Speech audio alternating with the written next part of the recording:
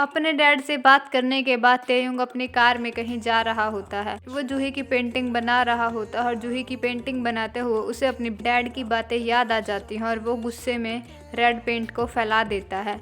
वो खून जैसा दिखने लगता है और उसे अपना यूएस वाला इंसिडेंट याद आने लगता है और उसे अटैक पड़ने लगता है। जैंगमुन गाड़ी साइड में लगा देता है और उसे बचाने लगता है। फिर हमें रिंकिया के पापा और ली संग की मॉम दिखाए जाते हैं। ली संग की मॉम उसे बात करने के लिए बुलाती हैं ताकि उससे उधार चुकाने की कुछ मोहलत मांग सके, लेकिन अंकल के मन में तो कुछ अलग ही लड्डू फूट रहे होते हैं। वो उन्हें दूर के रेस्टोरेंट में ले जाते हैं और पूछते हैं, बताओ तुमने मुझे क्यों बुलाया है।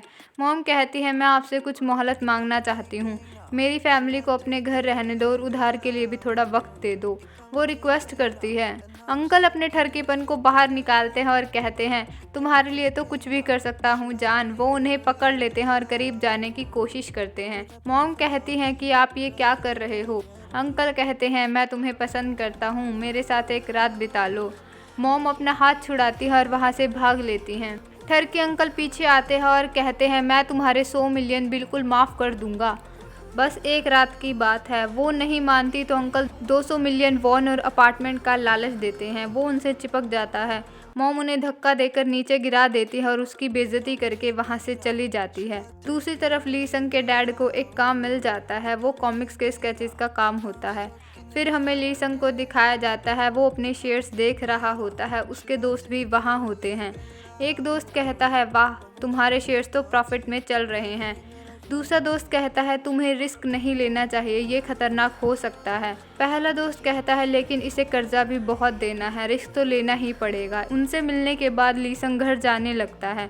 घर के पास उसे अपनी मॉम और ठरकी अंकल दिखाई देते हैं। अंकल धमकी देते हुए कहता है, अगर तुमने किसी को कुछ भी बताया तो अच्छा नहीं होगा। मैं कह दूंगा कि तुमने ही मुझे बुलाया था और मुझे ऑफ़र दिया था, लेकिन मैंने मना कर दिया। इसके साथ ही वो ली संग की मॉम को बहुत कुछ सुनाता भी है। ली संग उनकी बातें सुन लेता है और उस अंकल को मारने के लिए जाने लगता है। तभी योजिन वहाँ आ जाती है। योजिन उसे रोक लेती है और कहती है, तुम्हारे पास पैसे नहीं हैं, तुम किस हक से उन्हें मारोगे, और तुम्हारी मॉम भी शर्मसार हो जाएंगी। तभी वो अपने डैड को आवाज़ लगाती है और उनके साथ अंदर चली जाती है। ली संग वहीं छुप जाता है ताकि उसकी मॉम को शर्म महसूस ना हो। मॉम इधर उधर देखती हैं और घर चली जाती हैं। घर पहुंचने पर मिस्टर ली कहते हैं, तुम कहाँ चली गई थी? मैं आज तुम्हारे काम की जगह गया था, लेकिन उन्होंने बताया तुम जल्दी निकल गई। मॉम कहती है, हाँ मैं दोस्त से मिलने गई थी। मिस्टर ली कहते हैं, उधार लेने के लिए ना? मॉम हामी भरती हैं। फिर मॉम वहाँ से चली जाती है और मिस्टर ली से उनका बैग गिर जाता है। मिस्टर ली सामान उठाने लगते हैं और उन्हें बस की टिकट मिलती हैं। ये उस रेस्टोरेंट वाले एरिया की टिकट होती हैं। मिस्टर ली सोचते हैं, क्या उस जगह भी इसका कोई दोस्त है? फिर हमें तेयोंग को दिखाया जाता है। तेयोंग उस यूएस वाले इंसिडेंट को सर्च कर रहा होता है। तेयोंग कहता है, अजीब बात है, मुझे कोई आर्टिकल नहीं मिल रहा। जैंगमुन कहता है, आपको अचानक से इस बारे में क्यों जानना है? तेयोंग कहता है, मुझे कुछ कंफर्म करना है। मून कहता है, मिस्टर हुआंग ने सारे आर्टिकल हटवा दिए हैं, आपको कुछ नहीं मिलेगा। पर एक इंसान है जिसके पास ये सारे आर्टिकल मिल सकते हैं।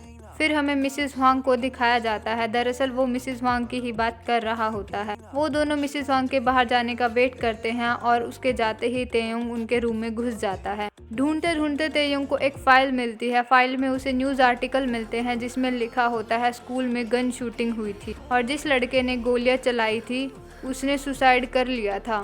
तेयोंग कहता है, कुछ तो अजीब है, मुझे याद आ रहा है कि उस लड़के को किसी ने गोली मारी थी, लेकिन इन आर्टिकल्स में कुछ अलग ही कहानी है। वो जैंगमुन से कहता है, इस रिपोर्टर ली का पता करो जिसने ये सारी रिपोर्टिंग की थी। दूसरी तरफ ली संग के दोस्त उसके पास आते हैं और बताते हैं कि जिस कंपनी के शेयर्स उसने खरीदे थे उसके प्राइस बुरी तरह से ड्रॉप हुए हैं। ये सुनते ही ली संग वहाँ से भाग लेता है और अपना कंप्यूटर चेक करता है। वो देखता है कि शेयर्स के प्राइस बुरी तरह से ड्रॉप हुए हैं और वो ऑलमोस्ट सारे पैसे खो चुका है। वो बहुत परेशान हो जाता है और उसे गोल्डन स्पून का रास्ता ही नजर आता है। वो फैसला कर लेता है कि अब वो गोल्डन चमचे का यूज करेगा। इधर लीसंग की फैमिली घर खाली करने लगती है। सिस्टर कहती है लीसंग अपने दोस्त के घर रुकेगा, मैं भी अपने दोस्त के साथ रुकूंगी, आप दोनों कहाँ रहेंगे। मॉम कहती है कि मैं ढाबे में ही सो जाऊंगी और तुम्हारे पापा उनकी आंटी के घर रुकेंगे। इधर लीसंग गोली की स्पीड से योजिन के पास पहुंचता है। योजिन अपनी अमीर दोस्तों के साथ बैठी होती है। लीसंग कहता है मुझे वो गोल्डन स्पून चाहिए। वो दोस्तों के बीच बैठी होती है और बाद में बात करने के लिए कहती है। ये सुनकर लीसंग को गुस्सा आ जाता है। लीसंग उस पर चिल्ला देता है। योजिन कहती है ठीक है, मेरे सामने भीख मांगो और अपने घुटनों पर बैठ जाओ। फिर हमें जुनते को दिखाया जाता है। जुनते जूही के भाई से डील कर रहा होता है। जुनते कहता है जूही अच्छी लड़की ही होगी, वरना अपने शेयर्स अपने भाई के नाम नहीं करती। दरअसल उसका निकम्मा भाई शेयर ट्रांसफ़र की फाइल पर जूही के साइन करवा लेता है और शेयर्स जुनते को बेच देता है। फिर हमें जूही और उसके डैड को दिखाया जाता है। प्रेसिडेंट ना कहते हैं तुमने ऐसा क्यों किया, अपने शेयर उन निकम्मों के नाम क्यों किए। जूही कहती है उन्होंने कहा आप अरेस्ट हो सकते हो, ये जरूरी था, मैं शेयर्स के बदले आपको जेल तो जाने नहीं देती ना। प्रेसिडेंट ना कहते हैं अब तुम बिना पैसों के कैसे रहोगी, मैंने सारी उम्र तुम्हारे लिए कमाया और तुमने उन निकम्मों को दे दिया। जूही कहती है मुझे पैसे नहीं आप चाहिए डैड। उनकी बहस होती रहती है और गुस्से में जूही वहां से चली जाती है। वो घर से निकलती ही है कि दूसरी तरफ से तेयुंग वहां आ जाता है। तेयुंग वहां इसलिए आता है क्योंकि वो रिपोर्टर ली यूएसबी टीवी के लिए ही काम करता था। इधर प्रेसिडेंट ना एक ड्राइव निकालते हैं और कहते हैं मैं अकेला नहीं डूबूंगा, तुम्हें भी लेकर जाऊंगा मिस्टर वांग। उसकी बातों से लगता है उसने तेयुंग के खिलाफ सबूत संभाल कर रखे हुए हैं। तभी नौकरानी वहाँ आती है और बताती है कि कोई आपसे मिलने आया है। प्रेसिडेंट ना उसे अंदर भेजने के लिए कहते हैं और नौकरानी की छुट्टी कर देते हैं और उसे घर जाने के लिए कहते हैं। प्रेसिडेंट ना देखते हैं कि उनसे मिलने तेयोंग आया है। तेयोंग कहता है मैं आपसे कुछ पूछना चाहता हूँ, मुझे उस यूएसए वाले इंसिडेंट के बारे में जानना है। मुझे पता है कि वो रिपोर्टर आपके लिए काम करता था जिसने उस केस में रिपोर्टिंग की थी, अब वो कहाँ है। प्रेसिडेंट ना कहते हैं अगर तुम्हें इतना पता है तो क्या हुआ होगा ये भी पता ही होगा। तेयोंग कहता है नहीं ऐसा नहीं है। मिस्टर ना कहते हैं उन बच्चों को तुमने मारा था। ये सुनकर तेयोंग को गुस्सा आ जाता है। वो उसकी बातों पर विश्वास नहीं करता और वहाँ से जाने लगता है। मिस्टर ना उसे रोकने की कोशिश करते हैं। तेयोंग उन्हें धक्का देकर नीचे गिरा देता है। तेयोंग कहता है आप झूठ बोल रहे हो, मुझे आपकी बात पर विश्वास नहीं है, आप मेरे डैड के दोस्त हैं और फिर भी झूठ बोल रहे हो। मिस्टर ना कहते हैं झूठ बोलना तुम्हारे बाप की खासियत है, मेरी नहीं। वो कहते हैं मैं तुम्हें एक बात और बताता हूँ। और उसके बाद हमें तेयोंग भागता हुआ दिखाई देता है। वो भागते हुए आता है और अपने रूम में लेट जाता है। फिर हमें जूही और लीसंग को दिखाया जाता है। वो दोनों चर्च में होते हैं और प्रे करते हैं। जूही पूछती है तुमने क्या प्रे किया। लीसंग कहता है बस यही कि तुम मुझे पहचान सको, मैं किसी भी रूप में तुम्हारे सामने आऊँ तुम मुझे पहचान लो। दरअसल वो एज अ तेयुंग पहचानने की बात करता है। जूही कहती है मैं तुम्हें हमेशा पहचान लूँगी। वो बातें करते हैं और फिर किस करने लगते हैं। इसके बाद वो अपने अपने घर चले जाते हैं। फिर हमें एक सीन दिखाया जाता है जिसमें जूही अपने घर पहुंचती है और उसे अपने डैड की डेड बॉडी मिलती है। जूही रोने लगती है और तभी हमें पता चलता है कि ये तेयोंग का सपना था। वो डर के मारे उठता है और उसे अपने रूम में डैड मिलते हैं। तेयोंग कहता है मैंने एक बुरा सपना देखा, मैंने देखा कि मिस्टर ना की डेथ हो चुकी है। मिस्टर वांग कहते हैं तुम्हारा सपना सच हो गया है क्योंकि कल रात उनकी बॉडी मिली है। ये सुनकर तेयोंग कहता है शायद उन्हें मैंने मारा है। वो अपने हाथ देखता है और डर जाता है।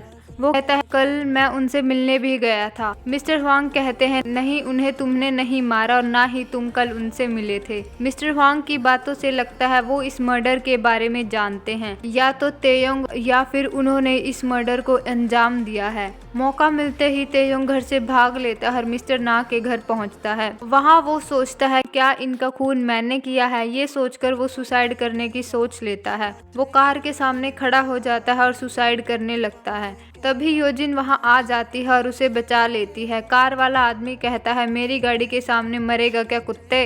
तेयोंग कहता है तुमने मुझे क्यों बचाया, मुझे मरना है। योजिन कहती है तुम अभी मर नहीं सकते। फिर हमें लीसंग को दिखाया जाता है, वो तेयोंग के घर की तरफ भाग रहा होता है और उनके सिक्योरिटी गार्ड उसका पीछा कर रहे होते हैं। लीसंग सबसे बचते बचाते अंदर घुस जाता है और जल्दी जल्दी चावल ठूस लेता है। स्पून इस बार भी एक ही बार यूज करना होता है और वो एक बार खाना खाते ही तेयोंग बन जाता है और स्टाइल मारते हुए बाहर आता है और एपिसोड खत्म हो जाता है।